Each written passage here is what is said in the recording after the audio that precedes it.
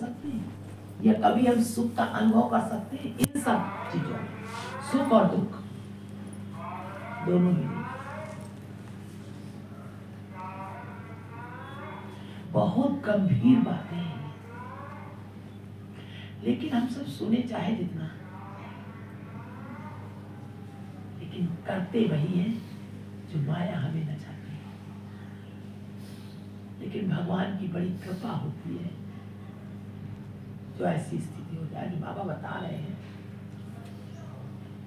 कि भगवत प्राप्ति हो सकती है और होती है और हुई है। उन्होंने प्रमाण बता दिया, पिछले संतों का नाम लिया, मीराबाई, कर्माबाई, सब। लेकिन ये ऐसे भक्कड़ थे कि इन्हें कहीं बंधन नहीं था। जहां जो पाया इन्होंने लुटाया और अपना भी जीवन चलाया, सब कुछ हुआ, क्योंकि उन्हें ये पता है कि हम करता नहीं है, करता तो कोई और है। लेकिन अभी शरीर है, हम सब होश में नहीं आते, चाहे जितना सुन ले होश में नहीं आते। माया है। कह रहे संध्या समय वृंदावन चंद्र की आरती आरंभ हुई। बाबा जी महाशय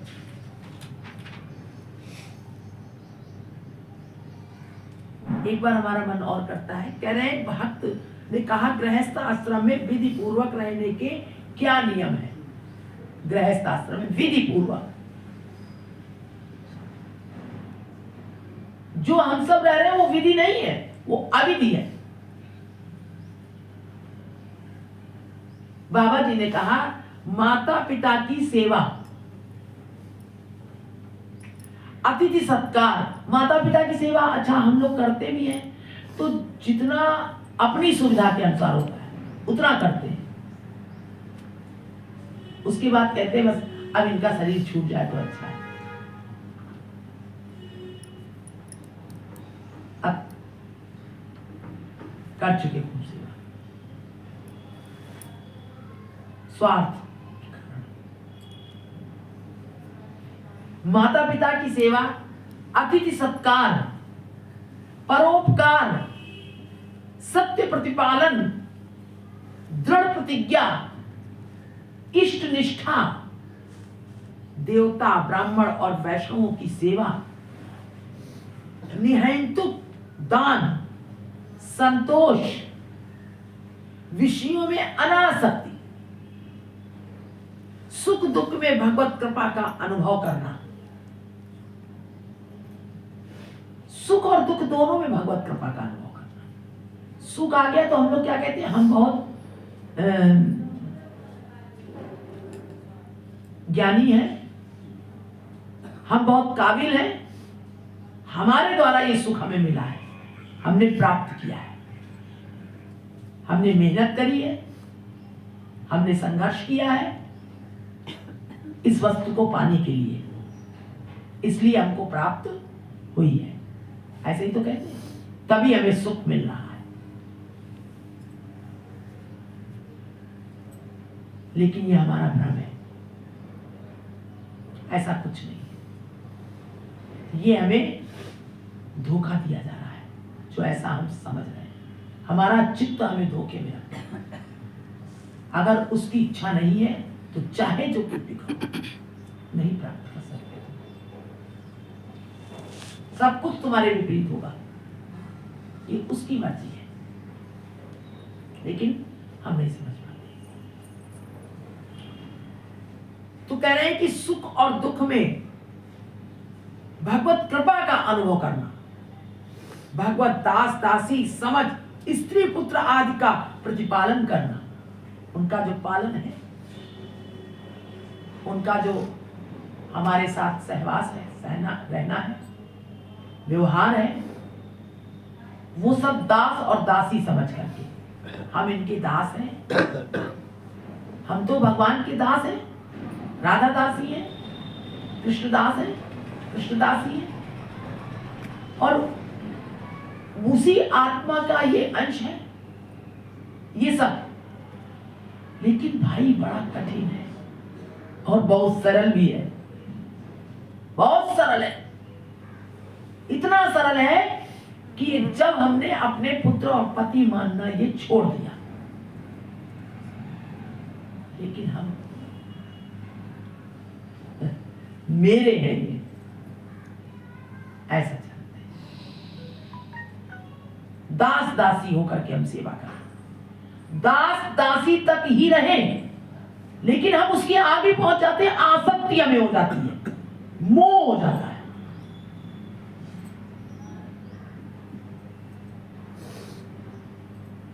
हो जाता है ना।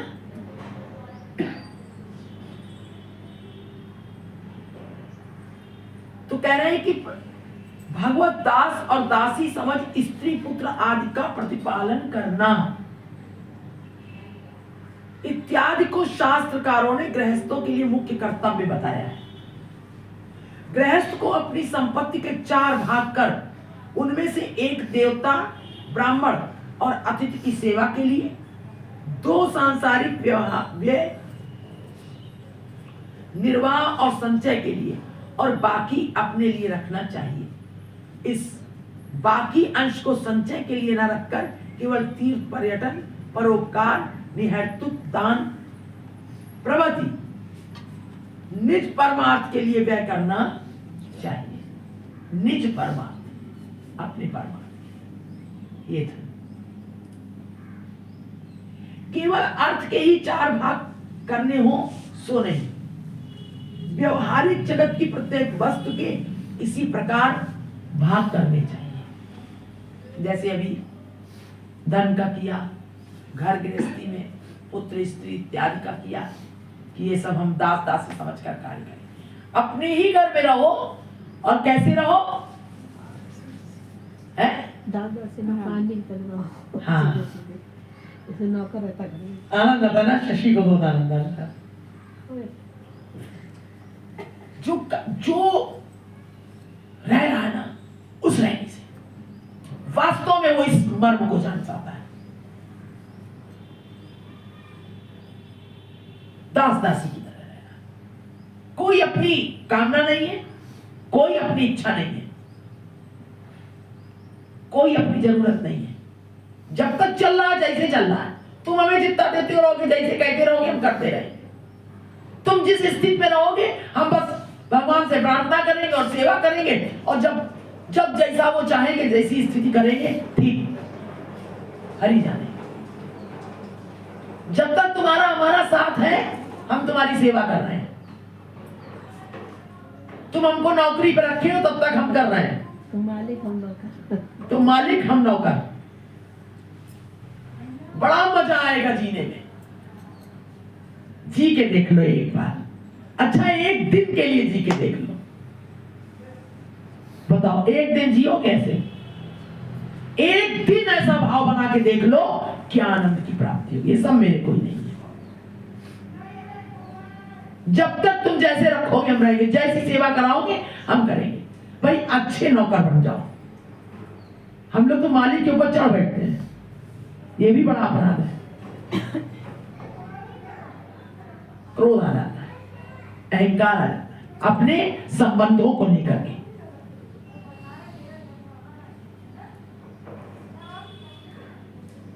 स्त्री कहती है मैं स्त्री हूं, ये मेरा पति है, मेरा ये हक है, मेरा ये हक है, इसके बाद जो कुछ वो मेरा है। मकान का सामने बनवाया है? कहते हैं कि ये मकान हमारा है। हाँ। तुम क्या लेके आई थी? तुम क्या लेके आई थी? पति कहता है। यही सब झगड़े। वो कहती मैं तो तुम्हारे साथ ब्याही हूं, मेरा भी अधिकार है। और ये सब बातें बिल्कुल व्यर्थ है। क्यों सपना?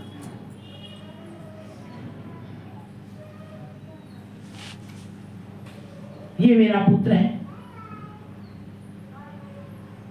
केवल कर्तव्य भर करो। उसकी ये मत सोचो कि अब ये इतना बड़ा होगा तो फिर मुझे ये करेगा, मेरी सेवा करेगा। अरे हम तो कृष्णदास हैं,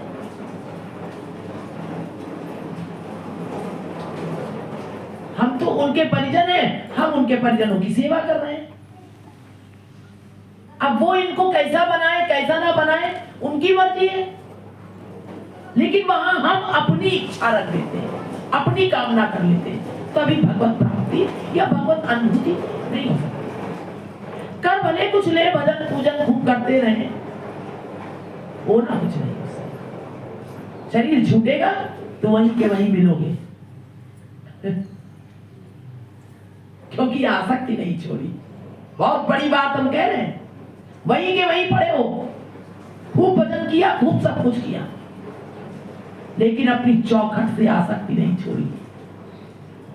तभी अनुभूति नहीं हो पाया आज तक, कभी नहीं हो पाएगी बेटा, इसलिए नहीं हो पाया अनुभूति, क्योंकि हम लोग करते नहीं हैं। और ये हृदय से, भगवत कृपा से, ये हृदय से ये जो संबंध की जो बदबू है ना, वो खत्म हो जाती है। ईश्वर हमेशा सामने खड़े हैं, हाँ। लेकिन हम लोग अपने ही कर्मों से नहीं देख पाते, नहीं देख पाते। अपने ही कर्म खराब है। जितने संत हुए उन्होंने इन सारे अपने परिजनों का संबंध छोड़ा है बेटा, तभी है, तब उनको भगवत प्राप्ति हुई है? वो देखा था, वो कौन से संत थे जिनकी पत्नी ने संत सेवा हो रही थी, मलाई डाल दी थी, छोड़ दिया, दूध में मलाई आ गई। कितनी, अब इन सब चीजों को क्या हम लोग बहुत बड़ी बात समझते हैं? वो भी उन्होंने जान के नहीं डाली थी, जान के नहीं डाली थी, दूध में मलाई आ गई थी, तो वो मलाई जो थी वो अपने पति के में चली गई, उनको उनके लिए रख लिया कि इनको परोसेंगे, और संतों को ऐसे चला गया खाली दूध। उन्होंने देख लिया, उन्होंने कहा ये तुमको अभी मेरे मतलब पति से आसक्ति है कि ये मेरा है, और ये जो बैठे हैं इनके लिए नहीं। हम लोग इसको बहुत छोटी छोटी बातें समझते हैं। कोई भी चीजें होती हैं अपने बच्चे के लिए रखाते हैं उठा के। सच बताना, कभी मुक्त हाथों से नहीं सोचते अरे दो, अरे खिलाओ, हमारे यहाँ कोई आया है, अतिथि आए हमारे, इनको खिला दो। या कोई भूखा है या उसने कभी ऐसा पाया नहीं, उसको दो। नहीं नहीं, अपने उसके लिए रख लो, फिर बचे तो दे दो। फिर समझते हमने बहुत बड़ा काम कर लिया, हमने खिला तो दिया, अपनी भी आसक्ति रख ली। ये अब करा तो रहे थे, संतों की सेवाएं तो कर रहे थे, तो संतों को खिला पिलाते रहे थे, सोच लेते कि संतों को भी तो पवा दिया और हमने भी पा लिया, पति को भी खिला दिया। ये छोटी छोटी बातें नहीं है, इन्हीं में वो आसक्ति फंसी हुई है, इनको देखना होगा। पहले अपना करते हैं ना, पहले अपना, वो सब खराब है। पहले अपना फिर सबका, पहले अपना, पहले अपना, पहले अपना। चार आम रखे, पहले अपने बच्चे के लिए, फिर सबको बांटे, फिर सबके वो कर रहे हैं। और हम लोग सेवा कर रहे हैं, हम सेवा कर रहे हैं, पहले सब लग गया, वो खराब हो गया, खराब हो गया। आसक्ति आ जाती कहीं ना कहीं, आप देखिए चित्र में। देखो राधा रानी ने फूल, वो बता रही है सत्य। क्यों करते हैं? क्योंकि करोड़ों जन्मों से यही करती आ रही आत्मा। आत्मा का दोष दे कि किसका दे, कुछ पता नहीं। भगवान से हम तो बस यही समझते हैं कि भगवान से बस प्रार्थना करें और भगवान का नाम ले, वो नाम ही हमें पार लगाएगा। कोई कुछ भी अपने हाथ में नहीं है बेटा, बड़ी खतरनाक स्थिति है, बहुत खतरनाक स्थिति है। ये जो आसक्ति देख रहे हैं हम लोग, और देखो शरीर छोड़ चले जाते हैं, फिर कहीं पलट के नहीं देखते कि कौन हमारा पुत्र है, कौन हमारा घर है, कहां हमारी वो ममता चली गई, कहां क्या हो गया, कुछ नहीं देखते। इन विषयों पर सारे जीवन सोचते रहे तो कम है। हम तो जब पढ़ते तो हम एक एक लाइन सारा दिन क्या हमारी हटती नहीं है कि इसी में जीव तो जी रहा है प्रभु, कैसे कल्याण होगा। खाली सुन लेना और सत्संग में बैठ जाना, चले जाना बहुत नहीं है। उसको जब तक पिया नहीं हमने अपने अंदर, उसकी अनुभूति नहीं करी। हम कह रहे हैं एक दिन जी के देख लेना कि हम नौकर हैं, तिलमिला जाओगे, झगड़ पड़ोगे सबसे, हम नौकर है क्या? नहीं हो पाता है भगवान की कृपा। इसलिए अपने को भगवान के भजन में लगाए रखो। तो फिर धीरे धीरे ये खत्म हो जाएगा, क्योंकि नाम का प्रभाव है। ये कह रहे हैं कि स्त्री पुत्र आदि का प्रतिपालन करना, भगवत दास दासी समझ स्त्री पुत्र आदि का। हमें लगता है आगे क्या बढ़े, इसी में फंसे पड़े। भगवान से बस यही रोले और यही गिड़गिड़ाओ और खूब भजन करो कि प्रभु दया करो हमारे ऊपर, प्रभु कृपा कीजिए, और बस रात दिन नाम लो। कितना समय निकल गया। राहुल कह रहा था उस दिन, परसों आया था रात को, कह रहा था दीदी हमें ऐसा लगता है कि जैसे अब बस हम जाने वाले हैं, यहाँ से चलने वाले हैं हम यहाँ से, हमको अब कुछ नहीं करना। बहुत रो रहा था, कह रहा था हमें ऐसा लगता है कि अब हम ज्यादा नहीं रहेंगे, क्योंकि हमें बड़ी घबराहट होती है कि कितना समय बचपन में हमारा निकल गया, उसके बाद कितना समय, अभी विवाह हो गया, अब ये सब इसमें सब जा रहा है समय। सुबह से उठते हैं, थोड़ा वो भगवान का भजन कर लेते हैं, उसके बाद फिर ये नौकरी करो चाकरी करो, उसमें भी भूल जाते हैं भजन करना। फिर रात को कितने घंटे सो जाते हैं, उसमें चला जाता है समय। और 32-33 साल की उम्र हो रही है, अब बचा कितना? ज्यादा ज्यादा आज की उम्र में 60 साल, 65 साल, 70 साल, उसमें भी अभी दुनिया भर के झंझट और आगे फंस रहे हैं। कम है क्या? कितना नाम ले पा रहे हैं? तो कहता है इतनी घबराहट होती है, ऐसा लगता है हमारा विवेकानंद को देखिए कितना उनका सर फट रहा था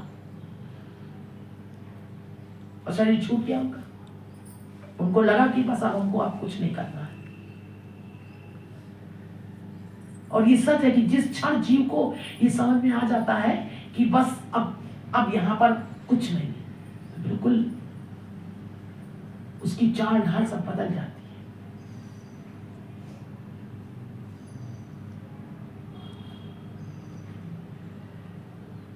तो कह रहे हैं कि भगवत दास दासी समझ स्त्री पुत्र आदि का प्रतिपालन करना इत्यादि को शास्त्रकारों ने गृहस्थों के लिए मुख्य कर्तव्य बताया है।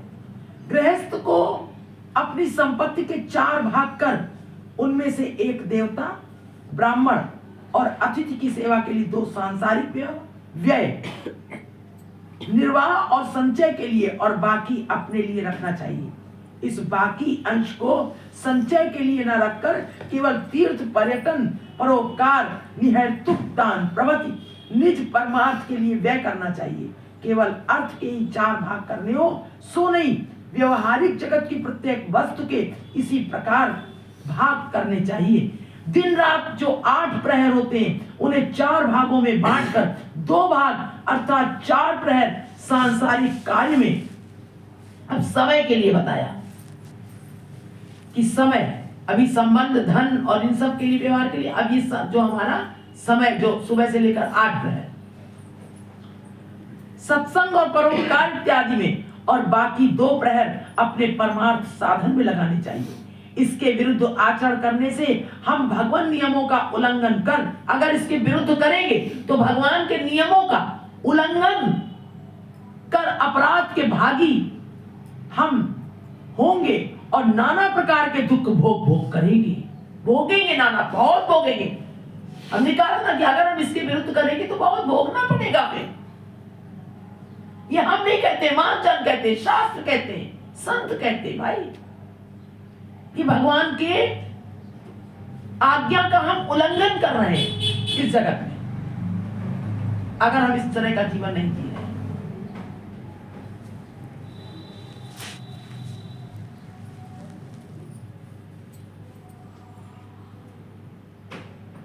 और नाना प्रकार के दुख भोग करेंगे। विचार कर देखो कि हमारे जीवन में जितना भ्रम है, हम सबे कितना भ्रम है, जो हमारे जीवन में कितना भ्रम है, विचार कर देखो। हम सवेरे से संध्या तक संसार के निमित्त कितना परिश्रम करते हैं, सुबह से लेके शाम तक। संसार के लिए कितना परिश्रम करते हैं, हमें एक क्षण का भी अवकाश नहीं मिलता, और ना हम किसी प्रकार की क्लांति बोध करते हैं, और ना अपने अंदर हम ये सोचते हैं कि हाय हम ये क्या कर रहे हैं, हमारा जीवन कितना निकला जा रहा है। रोज क्लांति भी नहीं अपने अंदर करते हैं। इसके पश्चात रात्रि के प्रथमार्ध को जो परोपकार आदि के लिए निर्दिष्ट है, हम पर निंदा, पर चर्चा और नाच गाने इत्यादि आमोद प्रमोद में व्यतीत करते हैं। हमारे पास इतना भी समय नहीं रहता कि किसी के घर आग लग जाए तो यथाशक्ति उसकी सहायता कर सकें। यदि कोई अनुरोध भी करे तो हम विरक्ति के साथ कह देते हैं, भाई सवेरे से संध्या तक तो बैल की तरह जुटा रहा, अब कहीं जाने की सामर्थ्य कहां। किंतु इसी समय यदि कोई मित्र आकर कहे चलो थोड़ा टहलाएं, तो झट छड़ी हाथ में लेकर प्रसन्नता पूर्वक उसके साथ घूमने को तैयार हो जाते हैं। दूसरी चीज, सेवा हम उनकी भी करते हैं जो हमें प्रिय लगते हैं हमारे घर में, है ना, उनकी भी सेवा कर लेते हैं। और हम कहते हैं बहुत सेवा करते हैं, लेकिन नहीं, जो और है जिनको हमने दूसरे कहते हैं जिनको, क्या हम उनकी इसी तरह सेवा कर पाते हैं? आज जैसे हम अपने पिताजी के लिए रात भर जागरण करते हैं, उनके पास रहते हैं, क्या इसी तरह कहीं और भी हम करते हैं? करना चाहिए। कोई पशु है, कोई किसी की मां है, कोई पिता है, तुम अपने सामर्थ्य पर उनकी पूरी सेवा करो कि इनका जीवन सुखमय हो जाए। ऐसी सेवा करो हृदय से कि इनको चारों तरफ से इनको सुख मिले हमसे। उनके खाने पीने भोजन इत्यादि का ध्यान करना, उनके शरीर में रोग हो जाए उसका ध्यान करना है, उनके पास धन नहीं है उसका ध्यान करना, जाड़ा गर्मी से दुखी हैं, कैसे उनका कोई ध्यान नहीं रख रहा है। आप उनकी अपनी माता पिता जैसा उनका भी ध्यान रखें, नहीं रखना चाहिए। जो भी है आपके पास, ये नहीं कि आप बहुत ज्यादा धन, नहीं, आपके पास नहीं है कुछ, तो आप हृदय से उनसे प्रेम से दो बात तो बोल सकते हैं। आपके पास फटे कपड़े हैं, एक फटा अपना ओढ़ लो, एक फटा उन्हें उड़ा दो। अगर इतना त्याग नहीं कर सकते, खरीद के नहीं ला सकते, हमारे पास नहीं है पैसा, हम कहते हैं हम कहां से करें, हमें अपने ही लिए नहीं है, तो हमने ओढ़ी है एक लोई, उसके आधा कर दो, आधा उन्हें उड़ा दो, आधा अपने को। वो तो उघारा पड़ा है ना, और हम ओढ़े पड़े। हमारे पास धन नहीं है, हमारे पास नहीं है कि हम दूसरा लाके दें, तो उसी को कर दो। और मिल जाए तो अपने को उघारा सो जाओ, लेकिन उनको सुला दो। ये सेवा है, यहां तक करना है अपनी चिंता। लेकिन हम लोग स्वार्थ में जीते। रात के शेषार्ध को जो भगवान ने शांति पूर्वक परमार्थ साधन के लिए बनाया है, हम चोरी डकैती लापटी और क्रीड़ा कौतुक में गंवा देते हैं। यदि किसी प्रकार का सुयोग ना मिले तो निद्रा में ही समय काट देते, और कोई सुयोग ना मिले तो खूब सोते हैं, निद्रा में ही समय काट देते हैं, क्योंकि यह तो हमारा अपना समय है।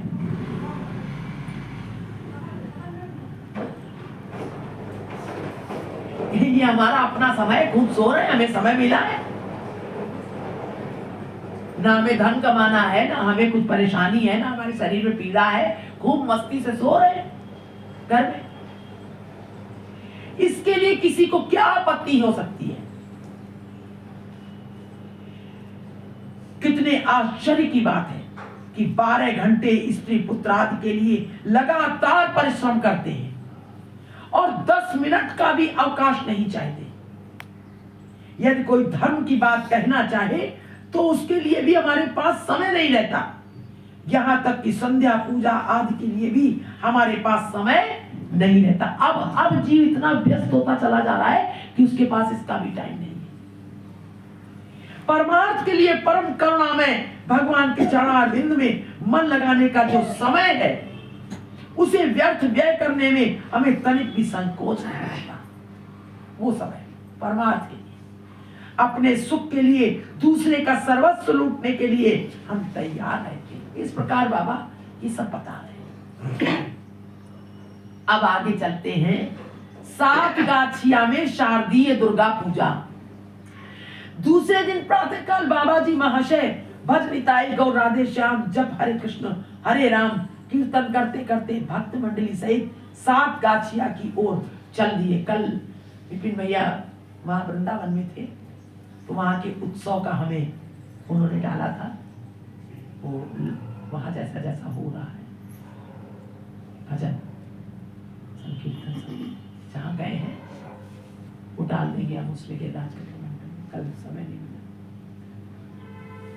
तो कह रहे हैं कि पूर्वोक्त श्रीपाद विपिन बिहारी गोस्वामी प्रभु भी इनके साथ थे। बाबा जी महाशय आगे आगे नृत्य करते जा रहे थे। धीरे धीरे मदन गोपाल जी के मंदिर में जा पहुंचे और श्री मूर्ति दर्शन कर प्रेम आनंद में विभोर हो उद्दंड नृत्य करने लगे। जैसे ही देखा उन्होंने गोपाल जी के मंदिर में, और जैसे ही गोपाल जी को देखा अब उनके भावावेश आ गया और उद्दंड नृत्य करने लगे। भज निताई गौर राधे श्याम जप हरे कृष्णा हरे राम, कूद कूद के उछल उछल के नृत्य करने लगे। श्री मदन गोपाल जी के सेवाई बाबा जी महाशय को पाकर जिस अनिवर्चनीय आनंद का अनुभव कर रहे थे उसे भाषा में व्यक्त नहीं किया जा सकता। अनिवर्चनीय वर्णन नहीं किया जा सकता। बाबा को देख रहे थे और आनंद में मस्त थे। श्री मदन गोपाल जी की सेवा में अनेक हिस्सेदार हैं। उस दिन श्रीपाद कुंज बिहारी प्रभु की सेवा की बारी थी। वहां जैसे सेवा लगती है ना मंदिर में गोस्वामियों की, कि 15 दिन की सेवा या 2 दिन जो भी उन्होंने बांटी हो, तो अलग अलग करके सेवा लगती है। तो उस समय कुंज बिहारी प्रभु की सेवा की बारी थी। श्रीपाद कुंज बिहारी प्रभु की सेवा की बारी थी। श्री मदन गोपाल जी के मंदिर में अभिनव आनंद उत्सव हो रहा था। एक ओर अभिनव कीर्तन आनंद और दूसरी ओर भोग राग का विराट आयोजन। गांववासी सभी आनंद में मतवाले थे और तरह तरह के शाक सब्जी कंद मूल फल आदि लाकर श्री मदन गोपाल जी के मंदिर में उपस्थित कर रहे थे। बड़े बड़े, कोई साग ला रहा है, कोई भाजी ला रहा है, कोई कुछ कर रहा है, बड़े जैसे देखते नहीं आनंद से। कुछ देर कीर्तन करने के पश्चात सब विश्राम करने लगे। इसी समय श्रीपाद विपिन बिहारी गोस्वामी प्रभु आकर बोले, समय अधिक हो गया है, श्री मदन गोपाल जी का भोग भी हो गया है, आप कृपा कर स्नान आदि कर प्रसाद पाने चलिए। बाबा जी महाशय ने भक्तगण सहित प्रसाद पा विश्राम किया। बाबा महाशय ने सभी के साथ भोजन पाया और विश्राम किया। आज से नित्य इस गांव में इसी प्रकार महामहोत्सव होने लगा और ग्रामवासियों का उत्साह क्रमशः बढ़ने लगा। एक दिन श्रीपाद कुंज बिहारी गोस्वामी प्रभु बाबा जी महाशय से बोले, प्रभु आपके यहाँ आने से श्री मदन गोपाल जी भी नित्य नाना प्रकार की उपादेय वस्तु भोग कर रहे हैं। विग्रह के लिए भगवान के लिए कहा कि आप यहाँ आ गए तो नाना प्रकार के भोग बन रहे हैं और गोपाल जी भी नित्य नाना प्रकार की उपादेय वस्तु भोग कर रहे हैं। इसलिए और कुछ दिन यहाँ रहकर हमारा लौकिक और पारमार्थिक दोनों प्रकार का सुख वर्धन करने की कृपा करें। अरे गोपाल जी को सुख मिल रहा है, कह रहे हैं इसलिए आप यहाँ पर कुछ दिन रहें। बाबा जी बोले, देखो कुंज, सुखमय भगवान ही एकमात्र जीवों के सुखदाता है।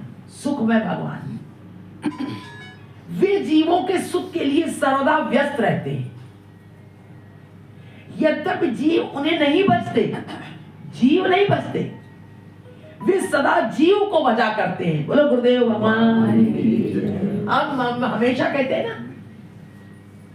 कि हम नहीं बचते हैं, वो बचते हैं हमें, हम प्रेम नहीं। एक बात दीदी और हाँ, उन्होंने कहा, बाबा जी बोले, देखो कुंज, सुखमय भगवान ही एकमात्र जीवों के सुख दाता है। हमको सुख यानी और कोई नहीं दे सकता। जो हमारे अंदर भाव बना है ना, ये पुत्र से सुख मिलेगा, ये फलाने से मिलेगा, उससे मिलेगा, उससे मिलेगा, नहीं, भगवान ही हमको सुख दे सकते हैं। और जो यहां सुख हम महसूस करते हैं वो सुख नहीं है, वो सुख नहीं, वो धोखा है, भ्रम है। ये सुख है, भगवान ही हमें सुख देते हैं। हमारा विधान एकमात्र केवल भगवान ही हमें सुख दाता है, जीवों को सुख दाता है। जीवों वे जीवों के सुख के लिए सर्वदा व्यस्त रहते हैं। सोचिए कितनी बड़ी बात है, व्यस्त, उन्हें समय नहीं है। हम सबको सुख देने की सोचा करते हैं, दिया करते हैं हम सबको सुख, व्यस्त रहते। यद्यपि जीव उन्हें नहीं बसते, वो व्यस्त रहते हैं, लेकिन हम सब जीव नहीं बसते उन्हें। वे सदा जीव को भजा करते हैं, उनको कितनी चिंता है, जीव को भजा करते हैं। फिर यदि जीव अनन्य भाव से उनका भजन करे, तब तो कहना ही क्या है, बोलो गोविंद भगवान। तभी उन्होंने कहा है कि अनन्या चिंतयन्तो माम ये जना परिपास्ते तेषां नित्याभियुक्ता नाम योग क्षेमम मान्यम्। जो मुझे कह रहे हैं, वैसे तो सभी जीवों के लिए व्यस्त रहते हैं उनको सुख देने के लिए, लेकिन जो अनन्य भाव से बजे उन्हें, फिर उनका क्या कहना है, जो उन्हीं को केवल अनन्य भाव से भज रहा है। हाँ, तब तो कहना ही क्या। उन्होंने स्वयं कहा है, जे जन भजे मोरे अनन्य हैया, तारे भिक्षा देई मुंजी माथाए बिहिया। आज शारदीय दुर्गा पूजा का अधिवास है। ग्रामवासी सब अपूर्व आनंद में उन्मत्त हो रहे हैं। आज दुर्गा पूजा है गांव में, जैसे इंद्र पूजा हो रही थी ब्रज में भैया, जैसे इंद्र पूजा ब्रज में हो रही थी, तो सब व्यस्त थे ब्रजवासी, नंद बाबा सब, गोपी सब बड़े आनंद में थे, सारे ब्रजवासी, बूढ़ा बालक सब। आज शारदीय पूजा दुर्गा पूजा का अधिवास है, जो शरतकालीन सर्दी में होती थी, होती ना, कार्तिक में होती है। कब होती दुर्गा पूजा? नहीं होती है, कुंवार के नवरात्र में होती दुर्गा पूजा। अधिवास है, ग्रामवासी सब अपूर्व आनंद में उन्मत्त हो रहे हैं।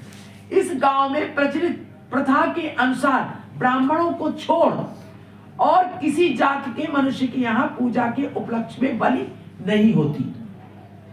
ब्राह्मणों को छोड़ के बाकी किसी के यहाँ पूजा के उपलक्ष्य में बलि नहीं होती।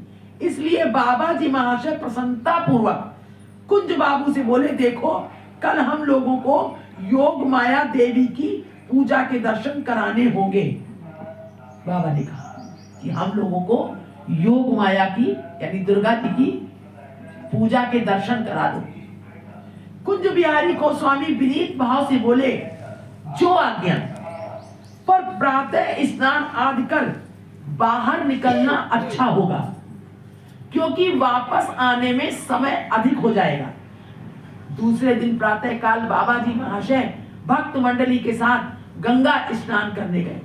बाबा जी महाशय का एक स्वाभाविक नियम था कि किसी भी स्थान को जाते समय नाम करते जाते थे। कहीं भी जाते थे तो भगवान का नाम चलता रहता था उनका। ये नहीं कि कुछ फालतू की बातें बोल रहे हैं, ये कर रहे हैं, वो कर रहे हैं, नहीं, भगवान का भजन ही करते रहे, नाम चलता रहता था उनका, जप चलता रहता था। तो गंगा जी को जा रहे हैं तो जप चल रहा है। इसलिए वे स्नान करने के पश्चात योग माया देवी के दर्शन करने भज निताई गौर राधे श्याम गौरी शंकर सीताराम का कीर्तन करते करते एक मंदिर में पहुंच गए। वहां परिकर सहित 10 भुज मां के दर्शन कर साष्टांग प्रणाम पूर्वक हाथ जोड़कर प्रेम गदगद कंठ से गाने लगे। 10 हाथ थे उनकी, दुर्गा जी के। तो बड़े आनंद में हो गए और उनका दर्शन करके प्रणाम कर गाने लगे। योग माया योगेश्वरी जगत पालिका, जगवासी जीव तव बालक बालिका, भक्ति दायिनी माँ गो हम भवानी शंकरी, संताने भक्ति दे गो करुणा बितरी, विशुद्ध भक्ति प्रेम जीवे बुझाइते और योग माया रूपे अवतीर्ण अवनीते। वृंदावने अपराकृत लीला करिबारे और पौर्णमासी रूपे थाकी बरज नगरे, गोपी से गोपी नाते पर किए भाए और लीला कराइले तुम आपन प्रभावे, कात्यायनी रूपे पूजी तोमार चरण और गोपी गण पाइलेन श्री नंदन, तब कृपा बिने हेन काहार शक्ति और लभिते पाराए ब्रजेर विशुद्ध भक्ति। यानी उनके अलग अलग नामों की कात्यायनी रूप से तुमको गोपियों ने भजा तो भगवान कृष्ण को पाया, इस रूप से तुमको इसने भजा, इस प्रकार से। तब कृपा बिने हेन काहार शक्ति लभिते पाराए ब्रजेर विशुद्ध भक्ति, और ताई कर जुड़ी कर लभिते पाराए, ताई कर जुड़ी मांगो करी ए प्रार्थना, और कृष्ण भक्ति बिना जेन ना करी कामना। कृष्ण भक्ति बिना कि कृष्ण भक्ति की कामना करो, उनसे कृष्ण भक्ति मांगो। गोपिकार अनुगत्य गोपी देह पे और भजिव राधिका नाथे ब्रजे जन मिये, गोपिकार अनुगत्य, गोपियों के अनुगत्य। गोपियों ने क्या किया? कात्यायनी का भजन किया और किसको मांगा? भगवान कृष्ण को। जिस तरह से गोपियों ने किया उसी तरह से इनसे मांगो। और कह रहे भजिव राधिका नाथे ब्रजे जनमिये और आनंगानंदा कुंजे ललितार्जु थे, और श्री राधा रमण से भी राधिका सहिते, एई से प्रार्थना मांगो तोमार चरणे, एई से प्रार्थना मांगो तोमार चरणे, पूर्ण कर पौर्णमासी निज दया गुणे। इसीलिए आपसे प्रार्थना करते हैं आपके चरणों में पा करके, पूर्णमासी निज दया गुणे। गाने के साथ अश्रुधार निरंतर बह रही थी और क्षण क्षण पर कंप पुलक और कंठ रोध हो रहा था, कंठ अवरुद्ध हो रहा था, रुक रहा था। शैव शाक्त गणपति सौर वैष्णव बालक वृद्ध युवा स्त्री पुरुष सब इस अभूतपूर्व प्राण भेदी कीर्तन को सुन मतवाले हो रहे। किसी को बाह्य स्मृति नहीं, जो भी वहां आता है वही प्रेम में विभल होकर नृत्य करने लगता है। छोटे बड़े का कोई विचार नहीं, जाति कुल और विद्या अभिमानी अनेक ब्राह्मण भी नेत्रों से अश्रु बहाते हुए आत्महारा हो भूमि पर लोटपोट हो रहे हैं। अब सब जो शैव हैं, जो शिव को मानने वाले हैं, जो शाक्त है, जो शक्ति को मानने वाले हैं, सब बूढ़ा बालक सब देख रहे हैं। क्यों? कि उन्हें किसी से द्वेष नहीं हो रहा है, यहाँ कोई द्वेषपूर्ण नहीं हो रहा है। वो दुर्गा जी के सामने भगवान कृष्ण को मान रहे हैं। तो आप जो शाक्त है वो कह ही नहीं सकते कि आप दुर्गा जी की अपमान कर रहे हैं, क्योंकि अपमान करते तो फिर उनसे उनकी हरि बोल किशोरी आ गई, तो उनसे उनकी उस महत्ता को जानकारी तो मांग रहे हैं, उनकी शक्ति कि हमें भगवान कृष्ण को आप प्रदान कीजिए। भाई सब कोई ना कोई कुछ ना कुछ मांग रहा है उनसे, तो वो अपने इष्ट को मांग रहे हैं, प्रसन्न हो रहे हैं। जो भी वहां आता है इस प्रकार बहुत समय तक इसी प्रकार कीर्तन कर बाबा जी महाशय कात्यायनी महामाये महायोगी योगिनी धीर शरीर और कृष्ण भक्ति प्रदे देवी योग माये नमोस्तुते, ऐसा कहते हैं। कहकर साष्टांग दंडवत कर दूसरी ओर चले। इस प्रकार प्रत्येक घर जा जाकर योग माया के दर्शन और प्रणाम वंदना कीर्तन स्तवाद कर 12 बजे के लगभग श्री मदन गोपाल जी के मंदिर में लौट प्रसाद आदि सेवन कर विश्राम किया। यथा समय आरती कीर्तन आदि में वो रात्रि व्यतीत हुई। दूसरे दिन प्रातः काल फिर पूर्वक गंगा स्नान आदि कर मां के दर्शन के लिए निकले दर्शन करने के लिए। आज महाअष्टमी है। ब्राह्मणों के मोहल्ले में बड़ी धूमधाम है। ब्राह्मणों को छोड़ करके और बाकी सब जगह बलि दी जाती है, लेकिन ब्राह्मणों के यहाँ बलि नहीं दी जाती। धूमधाम है, बलि पर बलि चढ़ रही है, रक्तारक्ति हो रही है। सुनकर बाबा जी महाशय कांप उठे और ओ कैसा भीषण व्यापार है। अच्छा, खाली ब्राह्मणों क्या हो रही है हम समझ नहीं पाए। ब्राह्मणों को छोड़ और किसी जाति के मनुष्य के यहाँ पूजा के उपलक्ष्य में बलि नहीं होती, ब्राह्मणों के यहाँ बलि हो रही है बल्कि। तो कह रहे हैं कि कैसा भीषण व्यापार है, कैसी निष्ठुरता है। व्यापार, कामना पूरी हो रही है और बलि चढ़ा रहे हैं, जीवों की हत्या कर रहे हैं। बताओ, कह रही कैसा व्यापार है भाई, लेन देन चल रहा है ना यहाँ पर। कैसी निष्ठुरता, जीव की हत्या कर रहे हैं। कहकर रोते हुए बोले, हाँ निताई, कब इनकी चित्त शुद्धि होगी। हाय, हाँ मां के सम्मुख इतना अत्याचार, मां किस प्रकार इस हत्याकांड को सहन करती हैं, समझ में नहीं आता। इस हिंसा वृत्ति के प्रवर्तक एक बार विचार कर नहीं देखते कि उन्होंने धर्म के नाम पर वंश परंपरा से यह कितनी भीषण अमानुषिक, यानी मनुष्यता नहीं है ये, अमानुष और लोमहर्षक प्रथा चला रखी है अपने वंश में। यानी कहते हैं हमारे यहाँ ये होता है, और कैसी निर्दयता कर रही है और मां के सामने, और मां ये सब देख रही है। कैसे देख पा रही है? हाँ निताई जान, ये क्या कर रहे हैं?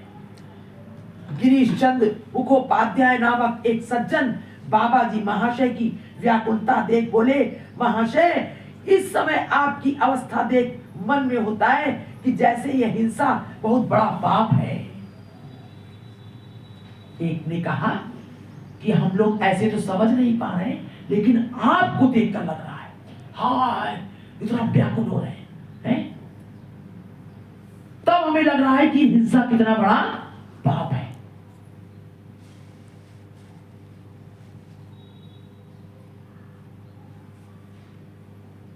आपकी अवस्था देख मन में होता है, अब जैसे कोई मच्छर मार देता है, कोई चींटी मार देता है, उसी जगह बैठा मार रहा है, और दूसरा क्या कहता है, अरे अरे हाय तुमने ये क्या कर दिया, है ना? तो उसकी अवस्था देखे तो वो दूसरा कहे, अरे आज समझ में आया कि ये पाप है इतना बड़ा। भाई उसके मन में ऐसा घबराहट पैदा हो रही है, हमने तो बड़ी आसानी से मार दिया चट से। इस तरह वो लोग खट से बल चढ़ा देते, गर्दन काट देते, समझ में किसी को नहीं आ रहा है। लेकिन बाबा की दशा देख करके समझ में आया कि बहुत बड़ा पाप है। तो परंतु बात यह है कि पूर्व आचार्यगण कह रहे, लेकिन बात यह है कि जो पूर्व आचार्यगण है, इससे पहले जो गुरु आचार्य पंडित लोग जो रीति चला गए हैं, उसका पालन ना करने से जगत में निंदा होती है। असल में जो आचार्यों ने, भाई कहते ना कि जो गुरु कहे उसकी आज्ञा का पालन करो, शास्त्रों में कहा है। तो उसका कारण यह कि जो आचार्य लोग कर गए गुरुजन, वही ये होता चला आ रहा है। यदि वेद तंत्र आदि की बात कहें तो इनमें वैधि हिंसा की व्यवस्था भी है और निषेध भी है। जैसे अश्वमेधेन यजेत वायव्याम श्वेत छांगल मालवेन, जैसे कह रहे हैं कि जैसे उनमें अश्वमेध यज्ञ वगैरह में बलि दी जाती है। तंत्र में कहा है यज्ञार्थे पशव सृष्टा स्वयमेव स्वयं हुआ अतस्त्वां घातिष्यामि तस्माद् यज्ञे वधो वधः इत्यादि। अन्यत्र यह भी कहा गया है कि अहिंसा परमो धर्म। इससे वास्तव में हमारा धर्म क्या है, यह बात समझ में नहीं आती। कहीं तो कहा है कि वध करो और कहीं कहा है कि अहिंसा ही परम धर्म है। किसी का मतलब हिंसा ना करना ये धर्म है। तो कह रहे नहीं चलता कि वास्तव में धर्म क्या है। यह बात समझ में नहीं आती। यदि आप शास्त्र और युक्ति द्वारा समझाने की कृपा करें तो बहुत अच्छा हो। बाबा जी बोले, बाबा वेद के 2 विभाग हैं। अब वेद की बात उन्होंने कहा, नहीं वेद में भी कहा है कि हिंसा करो। तो वेद के 2 विभाग हैं, एक कर्म कांड और दूसरा ज्ञान कांड।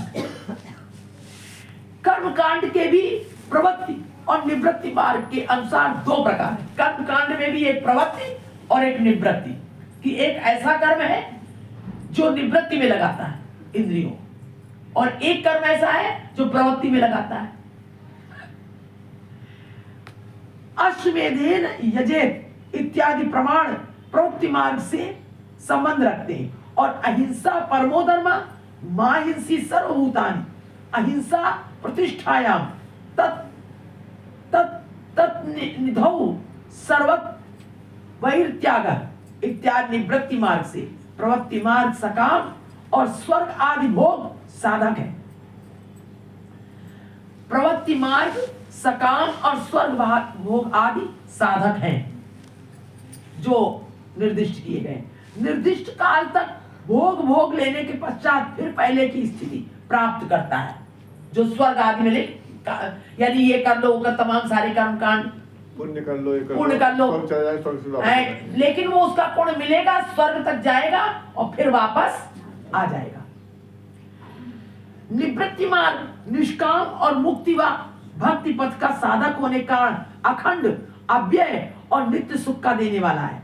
और निवृत्ति मार्ग जो है वो कह रहे निष्काम है, यहाँ कोई कामना के लिए कार्य नहीं किया जाता। मुक्ति व भक्ति पथ का साधक है, होने का अखंड है, अव्यय है और नित्य सुख का देने वाला है निवृत्ति मार्ग। स्वल्प वश्य धर्मस्य त्रायति महतो भयात् महतो भयात् काल भयात् इति यावत् शक्ति उपासना तंत्रोक्त एवं आचारगत है। और कह रहे ये शक्ति उपासना तंत्रोक्त एवं आचारगत है। आचार 3 प्रकार का है, यथा पश्वाचार, दिव्याचार एवं वीराचार। पश्वाचार यथा, पश्वाचार क्या है? पत्रम पुष्पम फलम तोयम स्वयमेव हरेत पशु न शूद्र दर्शनम कुर्यात् मनसा न स्त्रियम स्मरेत्। और दिव्याचार क्या है? दिव्यस्व देवता प्राय शुद्धांतःकरण सदा द्वंद्व त्यागे वीतराग सर्वभूत समक्षमो। और वीराचार्य था वीर साधन कर्मणि पंचतत्वादि तानि च मध्यम मांसम तथा मत्स्यम मुद्रा मुधैन मेष एतानि पंचतत्वानि त्वया प्रोक्तानि शंकर। हम कलिकाल के जीव हैं, स्वभाव से ही द्वेष, हिंसा और पाप की ओर हमारी प्रवृत्ति है। इसके ऊपर यदि हिंसा कार्य में शास्त्र का अवलंबन प्राप्त हो तो हमारी दुर्अवस्था की सीमा ही नहीं रहेगी। कह रहे हैं हम कलिकाल के, एक तो हम कलयुग के जीव हैं, स्वभाव से ही द्वेष, हिंसा और पाप की ओर हमारी प्रवृत्ति है। हमारी जो प्रवृत्ति है चित्त की वो पाप करने की है।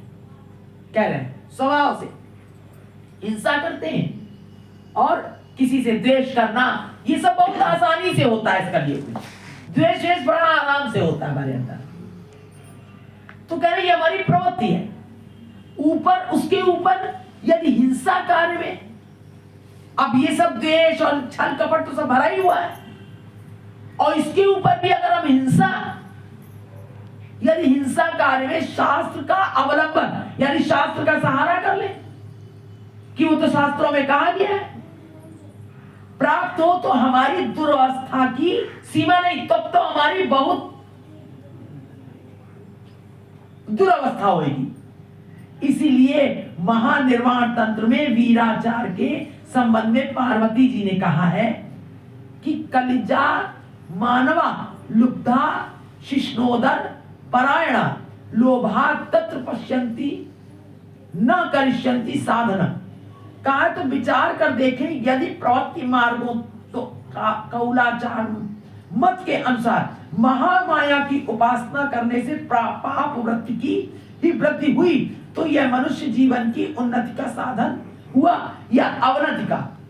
तभी इस तंत्र के उपसंहार में शंकर देव ने कहा है, इसलिए आचार्यों ने कहा है, यदि मनुष्य जीवन की उन्नति चाहते हो तो यदि इंद्रियों को पाप पथ से हटाकर सत पथ पर लगाना चाहते हो, यदि कलिकाल के बंधन से छूटकर भक्ति पथ के पथिक बनना चाहते हो, तो एकमात्र निवृत्ति मार्ग का अवलंबन करो। इसलिए पश्वाचार के अनुसार महामाया की पूजा करना ही हमारा कर्तव्य है। शास्त्रों में कहा है, अस्तस्ताम कालिकाम भद्राम पशु भावेन पूजयेत। गिरीश बाबू ने कहा, प्रभु प्रवृत्ति मार्ग से ही तो मनुष्य निवृत्ति मार्ग को पहुंचता है, क्योंकि भोग विलास से इंद्रिय वृत्ति की ह्रासता और वासना की निवृत्ति होती है। भोग विलास से इंद्रिय वृत्ति की ह्रासता, ह्रास माने नष्ट होना, यानी कि जब तक जीव, कहने का तात्पर्य कह रहे हैं कि जब तक इंद्रियों का भोग नहीं मिलता है जीव को, तब तक वो उसके पीछे भागता है। अब जैसे जिसको नहीं मिल रहा है तो उसको लगता है ये जो धन दौलत है लोगों के पास, कितने सुखी होंगे, और जिसको सब कुछ मिल रहा है तो उसकी इंद्रियों की ह्रास, यानी फिर उसकी इच्छाएं नहीं रह जाती ज्यादा।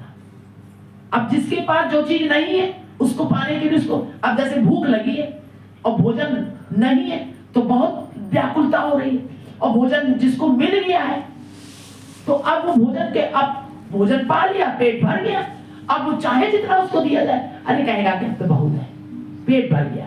तो अब इंद्रियों की ह्रासता, ह्रास माने घटना, तो उसकी इच्छाएं थोड़ी कम होने लगती।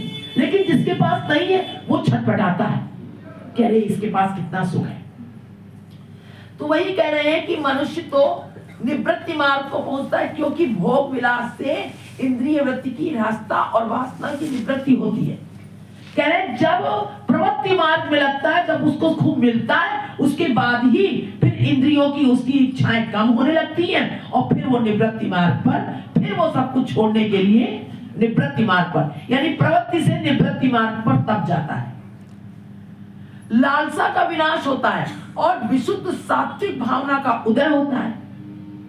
बाबा जी ने कहा, बाबा कोटि कोटि युगों तक भोग करने से भी वासना की निवृत्ति नहीं होती। अगर आप ये सोच लो कि हमें मिल जाए सब कुछ, फिर हमारी इच्छाएं खत्म हो जाएंगी, ऐसा नहीं है। आज भोजन कर लिया, अभी थोड़ी देर पेट भरा है, और फिर जैसे भूख लगेगी तो फिर भोजन की इच्छा होगी। इसी तरह ये भोग जो है हमारी कभी खत्म नहीं, तरह तरह के भोग भोगना चाहते हैं, तरह तरह के। यहां पर तो असीम है ना, कभी निवृत्ति नहीं। कह रहे हैं कोटि कोटि युगों तक भोग करने से भी वासना की निवृत्ति नहीं होती। भगवान ने कहा है, न जातु काम कामा कामा नाम भोगेन शाम्यति, और हविषा कृष्ण व्रतमेव भूई एवाभि वर्धते। कह रहे सत्य त्रेता और द्वापर युग में अश्वमेध गोमेध आदि यज्ञों का जो विधान था, उसके द्वारा ऋषिगण वृद्ध और जरातुर गाय घोड़ों इत्यादि का वध कर यज्ञ के अंत में फिर उन्हें पुनर्जीवित कर नव यौवन संपन्न कर दिया करते थे। द्वापर और सतयुग में जो विधान था कि इन पशुओं का वध करें, तो कह रहे हैं वो वध करके फिर उन्हें नया जीवन फिर दे देते थे, जीवित कर देते थे। परंतु क्या ये जो वध कर रहे हैं ये जीवित कर पाएंगे? अब इस युग की सामर्थ्य है नहीं। द्वापर में और त्रेता में कर देते थे, सतयुग में कर देते थे।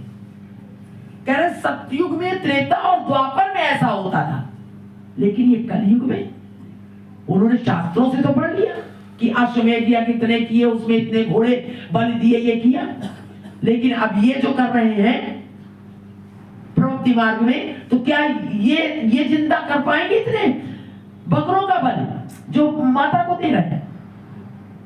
और उन्होंने कहा कि ये जो मार्ग में चल रहे हैं, तो पहले ये इस मार्ग में चलेंगे तभी ये निवृत्ति मार्ग में आ पाएंगे, क्योंकि पहले जब तक इंद्रियां इनकी खूब संतुष्ट नहीं हो लेंगी तो फिर इनको फिर पाने की इच्छा रहेगी। इसलिए पहले ही अपनी कामनाओं की पूर्ति का भजन कर रहे हैं, उसके बाद फिर त्याग करेंगे, निवृत्ति मार्ग में जाएंगे। तो बाबा ने कहा नहीं, चाहे जितना भोग करे जीव, उसका कभी भी कोटि कोटि जन्मों तक भोग करता है, कभी उसकी संतुष्टि नहीं होगा।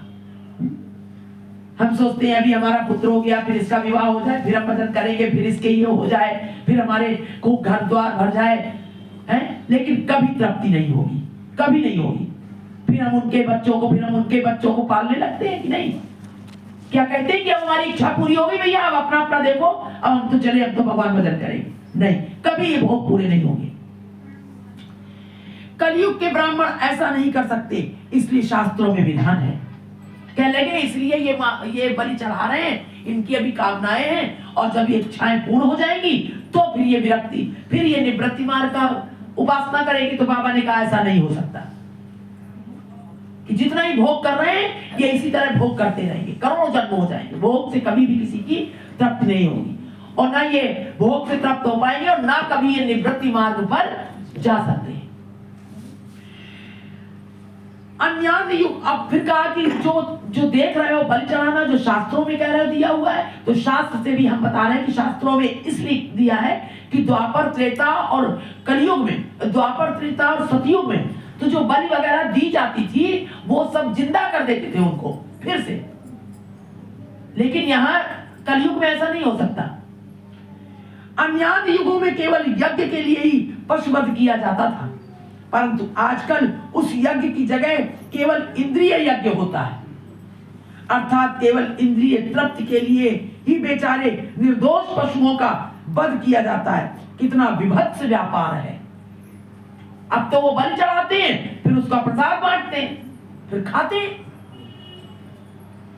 अच्छा, मैं पूछता हूं कि मां जगदंबा के सम्मुख इनकी इन अबोध और निरीह संतानों का निर्दयता से वध क्यों होता है? क्या वे केवल मनुष्यों की माता और पालयत्री हैं? मानव ही क्या अशेष दोषों से दूषित होने पर भी उनकी क्षमा के पात्र हैं? क्या केवल मानवों के लिए ही वे पृथ्वी पर अवतीर्ण हुई हैं? मनुष्यों की इच्छा पूर्ण करने के लिए उन जीवों की हत्या कर रहे हो, तो क्या मां केवल मनुष्यों के लिए ही है? उन्हीं की इच्छाएं पूर्ण करने के लिए है? हाय हाय, हमारी कितनी भयानक स्वार्थपरता है।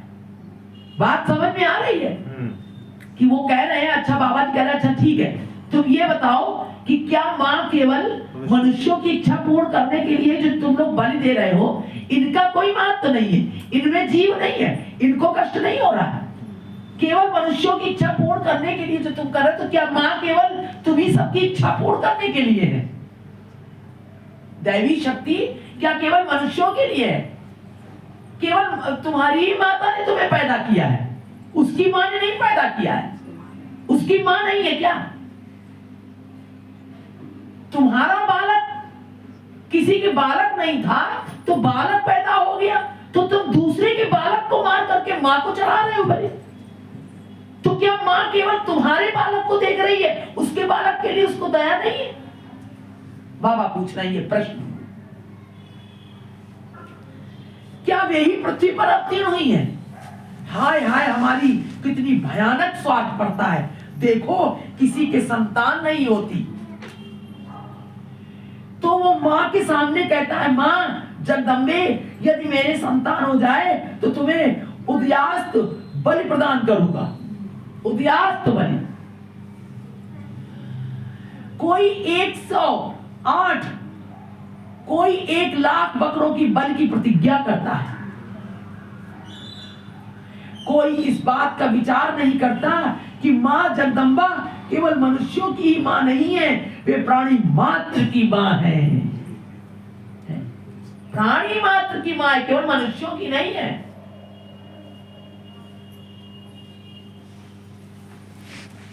वे प्राणी मात्र की मां है। हम अत्यंत कठोरता से जिन जीवों का प्राणवध करते हैं वो भी जगदम्बा की ही संतान है। हमें भी एक दिन इस कर्म के फल के कारण इसी प्रकार की देह प्राप्त कर इन्हीं जीवों के हाथ अपने प्राण देने होंगे। इन्हीं जीवों के हाथ हम भी ऐसे ही बकरा बन के आएंगे, हमें भी ऐसे ही देना होगा। श्रीमद् भागवत में कहा है ये त्वनेवं दीवं संतः स्तब्धा सदभिमानिनः और पशून ब्रह्मन्ति विश्रद्धा प्रेत्य खादन्ति तेजतान।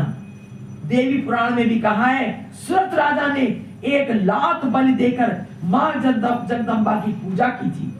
उन्होंने मृत्यु के समय देखा कि 1,00,000 खड्गधारी पुरुष उनकी ओर दृष्टि लगाए खड़े। देवी पुराण में कहा गया है। किसने? सुरथ राजा ने, राजा सुरथ ने 1,00,000 पशुओं की जगदम्बा के सामने बलि दी थी। और जब उनका मरण काल आया तो उन्होंने क्या देखा कि वही 1,00,000 खड्गधारी, खड्ग माने तलवार लिए हुए, उनकी ओर दृष्टि लगाए खड़े हैं। उस समय राजा ने भयभीत होकर कांपते कांपते पूछा, आप लोग कौन हैं और मेरी और आपकी तीक्ष्ण दृष्टि क्यों है? वे बोले, क्या हमें तुम भूल गए? भूल गए? तुमने राज अहंकार में मत होकर निर्दयता से मां के सामने 1,00,000 पशुओं की बलि दी थी। हम वे ही 1,00,000 प्राणी हैं। तुम्हें 1,00,000 जन्म तक पशु देह धारण करनी होगी और हम लोग एक एक कर आगे पीछे तुम्हारा वध करें। 1,00,000 वर्ष तक।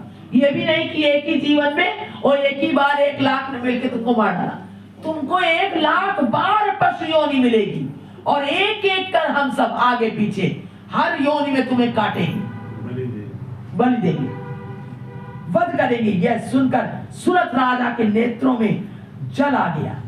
वे कांपते कांपते शुष्क कंठ से कहने लगे, हाँ प्रभु, मैंने अज्ञानवश जो अपराध किए हैं उनके लिए मुझे क्षमा कीजिए और ऐसी मति प्रदान कीजिए कि अब संसार में जन्म लेकर कभी इस प्रकार का पाप आचरण ना करूं।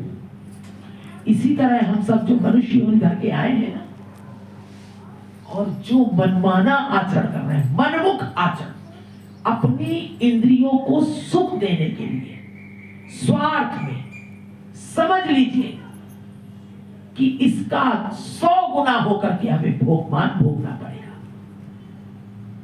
हमें दूसरों के लिए छीछा लेदर करानी पड़ेगी। अभी हम दूसरों के लिए नहीं जी रहे हैं, लेकिन करना पड़ेगा।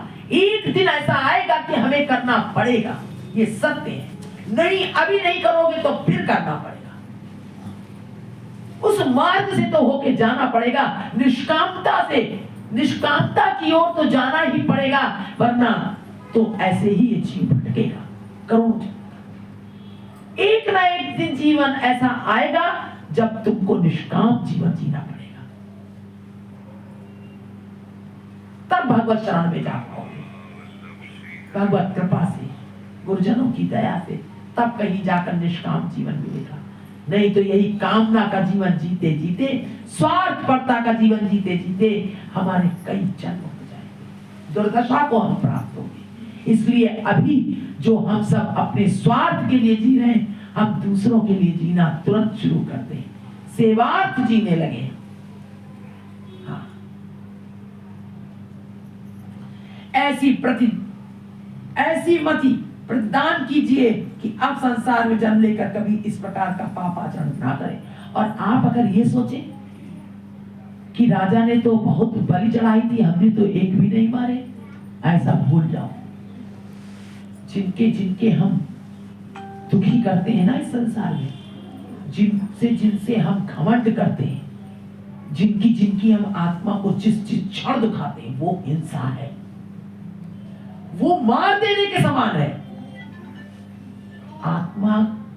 आत्म जो वंचना करते हैं वो यही है। हिंसा कई प्रकार की होती है, मनसा वाचा कर्मणा। हम लोग केवल कर्म की हिंसा को देखते हैं और मन और वाणी की हिंसा को नहीं देखते।